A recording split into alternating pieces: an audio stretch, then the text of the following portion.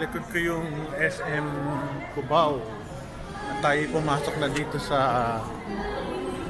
ano ba ito pinasuot ko? Ali Mall.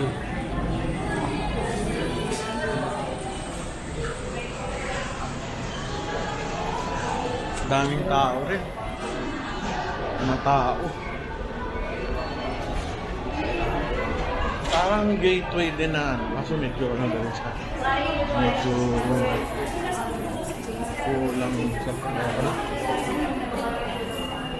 Pintura. Mas maputi yung ano. Gateway. Mas malaki. Alam ko na. Meron ditong nabibigong mga second hand na ano. Tawag dito. Caritas. Mura lang yung mga parang nagamit na pero bebetong sa'yo ng mas mura. Kaya natin baka meron. Pero yung bibilin mo pang ano mo na lang pang donate. Ano ba yun? Summer dito yun eh. Hanapin natin.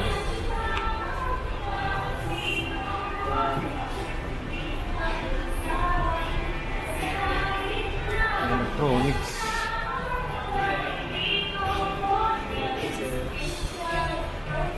Saan yung Caritas? Sa baba pa taas? Ay, ma'am. Tapatin mo yung balita. Yung may bibiling kang mga ano, mga murang mga gamit na donate mo yung bayad mo sa Caritas. Caritas mo ano? Sa dulo? Damano. Yun. Salamat. Thank you Segunda Mano pala. Thank you. Segunda Mano pala pangalan. Laki din, no? Parang kasing laki din ng ano. May gateway. Pero mas maraming tao sa gateway. Doon kasi babaan ng mga MRT. Bago makarating dito, nakabili na doon sa kabila. Gusto ko magpa-Brazilian ng ulo. Riban. Ito, Segunda Mano. Mura dito eh. Ang daming sarado na, no? Ito ng kabataan. Ito. Segunda Mana. Charity outlet. Gusto mo mamili. Ay. Ito ang mga sapatos, oh. Nike. Pero second hand lang. 3,000. Ay, nako. Ito lagi. Lagi meron. Mushroom. Saan kaya ito? 165. Ito ang tawilis. Ayos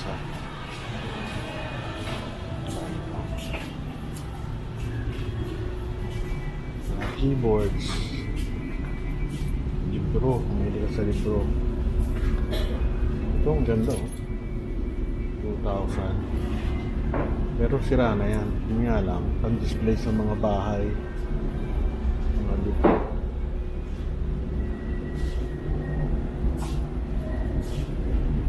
May organ.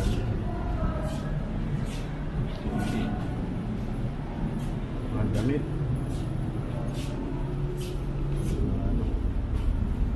Lumang damit. Caritas to eh, Caritas. Boots. Segunda Mano. 1,000.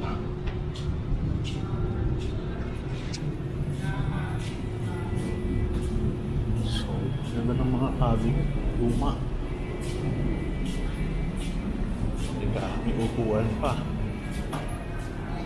Kano? Bawat upuan. Kasi sold na siya eh. Ganda, oh.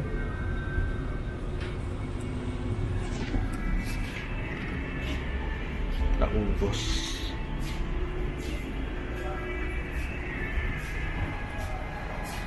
Ganda. Ito po sa mga ano, maganda.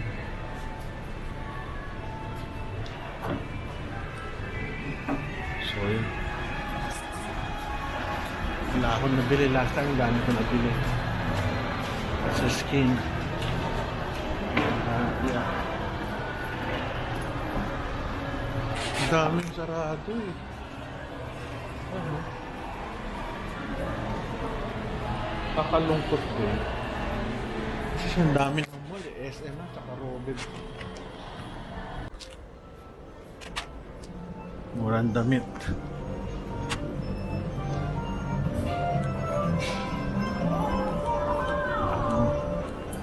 Ano ito? Mga utensils. Wholesale.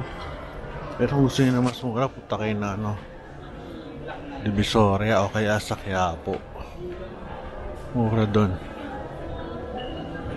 Sa Quiapo.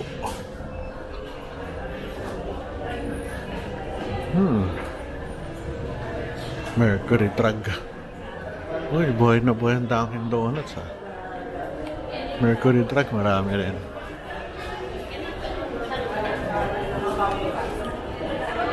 Sa hat. Itong baba, ground floor, medyo buhay. Second floor, third floor, medyo kaunti.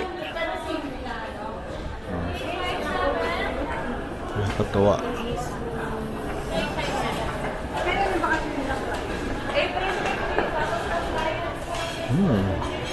Blue Magic, ang tagal na niya.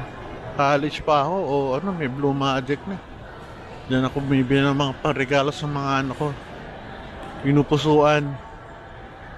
Stuffed toys. Tsaka yung Smurf. Diyan ako bumibili nung bata ako. Dito ba yun? O yung isa? Meron pa isang may stuffed toy na bilihan. Ano, nakalimutan ko. May Smurf. Ay, nako. Ang galing. Bilihan ng mga relos. Attracted kasi ako sa mga relos. Ang gaganda kasi ng relos eh. Yun nga lang, alam nyo na, presyo. Nakakalungkot din ano, yung pinupunta mo ng 1980s. Pag binilikan mo siya ngayon, ibang iba na. Kasi ang huling punta ko dito noon talaga na matagal, 80s, mga ano siguro. Mga late 80s, 86, 87. After nun, ang next na balik ko was last year. Ibang iba na. Pero natatanda ko pa yung bakal na yan. Madalas akong tumambay dyan sa bakal na yan. Tsaka nun, daming tao rito. Ngayon, ano eh, passing people na lang. Makakaano rin. Ba't ganun? Ano rin. Nostalgic feeling. Medyo yung dati kong kinaanohan. Siyempre, ibang-iba na nung 1980s. Walang poha nun. Walang mga brownies. Noon, puro pizza. Tsaka mga ulam-ulam. Tsaka noon, parang walang connection ang Ali Mall sa ano eh. Sa SM. Pinapagkakatanda ko, wala eh. Buti naman, nilagyan nila ano kasi malaking tulong to doon sa pupunta dito. Katulad ko, na kasi itong aircon, yung kailang Bridgeway. Chat time. Kami naman ni Elaine ng mga early 90s. Dito kami kumakain sa Baruch sa mga SM North. Pag nagde-date kami ni Mrs. Yan, na-miss ko tuloy si Mrs. French Baker. Subway. Nung nasa Amerika ako, lagi akong nag-aabang sa bus stop. Lamig-lamig sa labas, so may Subway, kaso mahal ng Subway nun eh. Bata pa lang eh, medyo mahal. Nung nag-aral ako sa Amerika. Kaya puro chocolate lang yung nakain ko, tsaka biscuit, flow. Kano ba Subway nun? Mga $9 na eh. $7 to $9, eh, 53 na nun eh. 2003, 2004 Dairy Queen. So papasok na tayo sa SM. Papaalam na tayo. Bye bye. Okay na. Pasok na tayo dyan. So goodbye Ali Mall. Ganda ng mga ilaw. Cute.